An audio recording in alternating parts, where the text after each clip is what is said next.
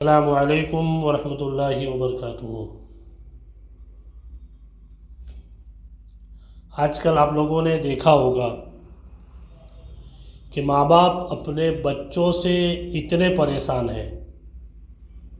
जब आप किसी के घर में जाते हैं तो आपने देखा होगा कि बच्चा इतनी धमाल कर रहा है, इतनी मस्ती कर रहा है, इतना बिगड़ा हुआ है।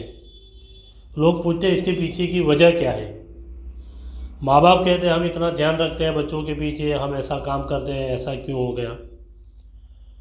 तो मैंने कुछ 5-6 पॉइंट लिख कर रखे हैं कि जिसके अंदर बच्चों के बिगाड़ने में माँ बाप की सबसे बड़ी गलती होती है। आप इन बातों को जब गौर से सुनेंगे और फिर आप उसके ऊपर सोचेंगे तो इंशाल्लाह आपको पता चल जाएगा कि नहीं, ये जो बातें कही गई है ये बातें सच है। तो बच्चों को बिगाड़ने में सबसे ज़्यादा जो हाथ होता है वो माँ बाप का होता है।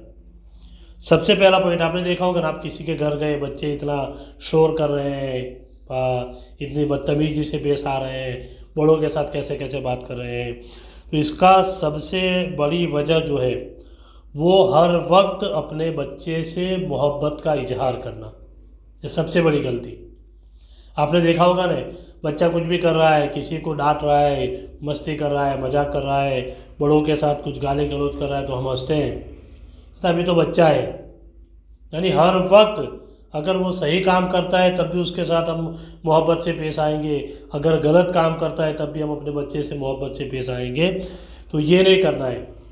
हर वक्त बच्चे के साथ आप मोहब्बत का इजहार करेंगे तो यकीनन आपका बच्चा बिगड़ता ही रहेगा, क्योंकि वो जानता है कि मैं किसी बड़े को कुछ कह दूंगा या किसी के साथ कुछ बात करूंगा, कुछ भी करूंगा, मगर मेरे माँ बाप मुझे कुछ कहने वाले नहीं हैं, मुझसे मोहब्बत करने वाले हैं। तो ये सबसे बड़ी गलती है, हर वक्त बच्चे के साथ मोहब्बत का इजहार न किया जाए। दूसरी बड़ी गलती, बच्चों की हर जिद को पूरी करना। ये आपने देखा होगा ना, बच्चा कुछ भी मांग रहा है, नहीं बच्चा है, बच्चे की हर वक्त जिद पूरी की जाती है। फिर बड़े होने के बाद आपने देखा होगा ना कि वो इतना जिद्दी बन जाता है कि अगर आपने उसकी जिद को पूरी नहीं किया तो वो खाने को हाथ नहीं लगाएगा, वो कमरा बंद करके एक तरफ बैठ जाएगा। इसलिए उलमा कहते हैं, किताबों के अंदर आया है और लिखते हैं कि बच्चों की हर जिद को पूरी नहीं करना चाहिए। अल्हम्दुलिल्लाह बच्चे हर माँ बाप को प्यारे होते हैं, मगर इसका मतलब ये नहीं है कि बच्चा जो कुछ भी मांगे आप उसे ला कर दे दो, बच्चा जो कुछ भी कहे आप उसे ला कर दो। नहीं, बच्चे की अगर सही है, आप जानते हैं, तो कुछ जिदों को पूरी की जाए, मगर बच्चे की हर जिद को पूरी करना, समझ जाना, बच्चे को सबसे बड़ा बिगाड़ पैदा कर देता है। तीसरी गलती, बच्चों की गलतियों पर न टोकना।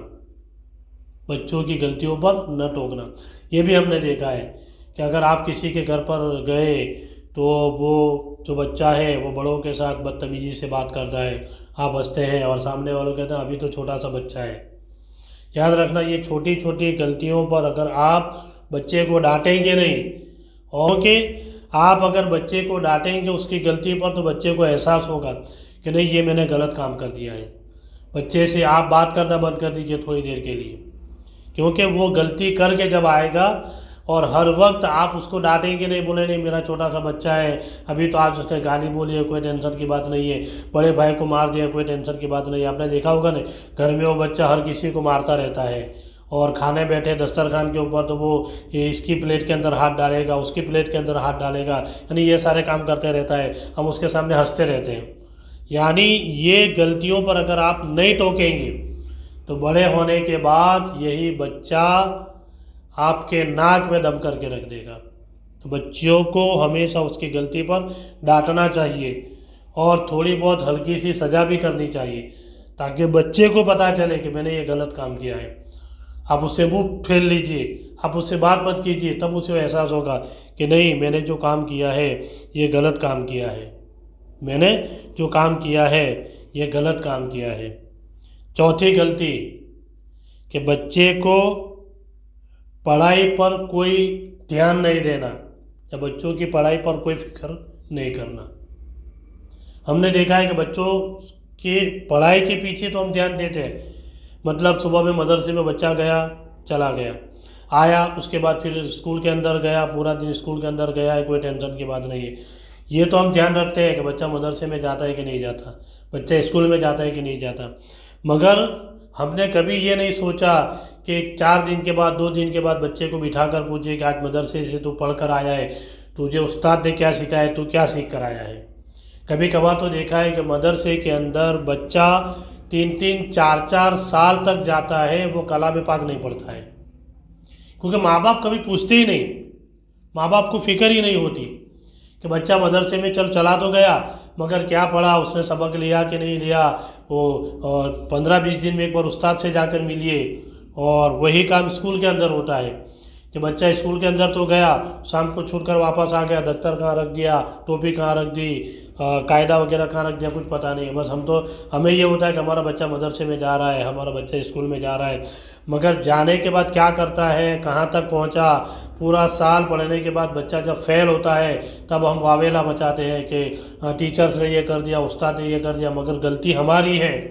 अगर हम हर 2 दिन के बाद, हर 4 दिन के बाद बच्चे को टोकते, उससे पूछते कि तू पढ़ कर आए, तूने क्या पढ़ा है, तुझे क्या सिखाया गया है, तो अगर ये बच्चे की पढ़ाई के पीछे हम अगर फ़िक्रमंद होंगे तो यकीन जानो इस वजह से बच्चा आपका प्रोग्रेस करता हुआ नज़र आएगा, आपका बच्चा पढ़ाई के अंदर, मदरसे के अंदर, आपका बच्चा स्कूल के अंदर अच्छा पढ़ता हुआ नज़र आएगा।